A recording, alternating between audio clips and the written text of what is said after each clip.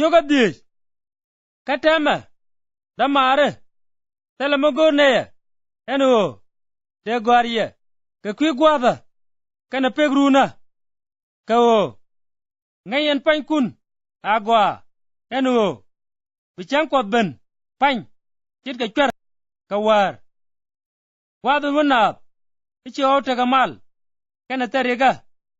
nen gwada mo bire kuben kake chit ka min la mai daba abega chek ka be jutarame lenyro ka chate dai mos da mare ko dai changamo yamam chit ka chwer ko yendial la bagat boya kana changdar chikon aji war ke jimos ino kana la nien chit ka nei tin poken kwana tejina katiene chiandan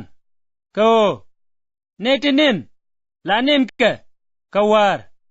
kane de yong ka kwang la yonga kawar ba kakao lamna ji changdar tiene chiandan kalam na ngap kana nok yede kod yeda babdan kalam na ngap kana widan chit ka kum yeda ko kan kod kon kwany ka kwi wanga loy cha kon kwany ko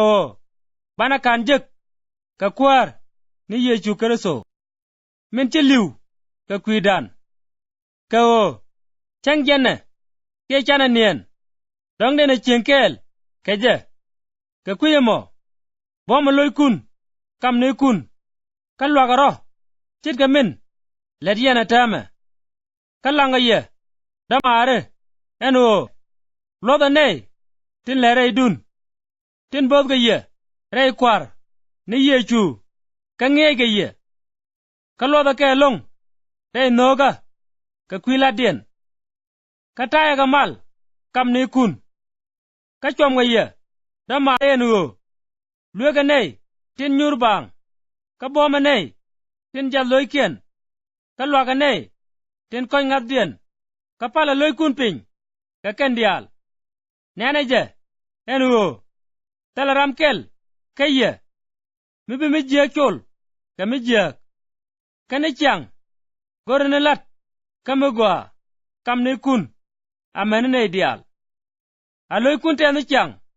pala kop atalong lara je te loaj te cheng ne dial ko meme ajen men gor kode rei Kristo Yesu ka kwidan twara ye in gwaerero kang jok twara riet go nguluk ka wana ngwane dial ka belet go abum ka palalet dial tin jek akum mala poinde jag ye ka lele ka yedun ka tedun ka poin kun ba yup apot atelbel ka chang bana kwaran ni Yesu Kristo ramin chol ye ramrong ka ngap